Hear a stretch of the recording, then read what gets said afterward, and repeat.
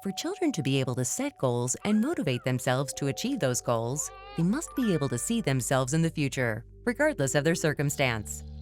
They must start setting those goals at an early age, and they must be socially and emotionally prepared for future jobs that might not yet exist.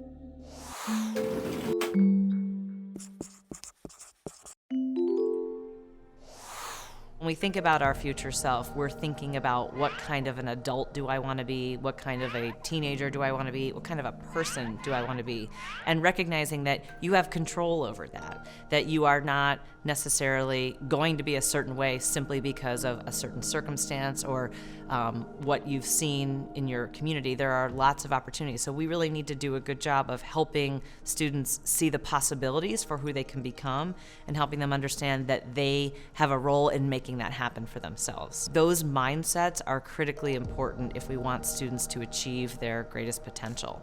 The idea of helping kids see their future self is really important. And it's definitely not about, I'm going to buy a Lamborghini or I'm going to be an NFL player, which is okay. We want kids to have dreams. What we're talking about is more, what do you want your future to look like as far as your own self and your goals? Think about your home. What is your home going to feel like? Who's going to be invited into your home? Where are you going to feel safe in the future? And really instilling that they can write their own story, and we're going to help them do that. And yes, reading skills and math skills and science skills are critical, but what's really important is that you know who you are, you know what your strengths are, you know what your values are, and what do you want to do with your story. Exposing kids to other things, not just being a teacher or being a lawyer or being a doctor, but exposing them to being an engineer or a scientist or an entrepreneur. It's important to set high expectations. I think sometimes we're afraid to set high expectations because we look at our students' limitations, but we have to give them something to rise to climb to. We had students who came back and talked about dealing with poverty, dealing with substance abuse in the home, for example. And they had gone on to get a certificate. They actually had a paying job. They had their own apartment and their own car. And that was huge. So for these teenagers thinking, there's no way I'm ever gonna have my own apartment. There's no way I'm ever gonna have my own car. I'm never gonna graduate high school.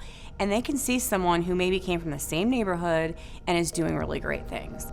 What we've heard, not just from the research and not just from employers, not just from teachers and principals and also from parents, but even from the youth themselves, is that they want to be learning in an environment that is safe and supportive. They want to be working with teachers and kids who care about each other. They want to learn the skills they need to effectively work with other people who are different from themselves.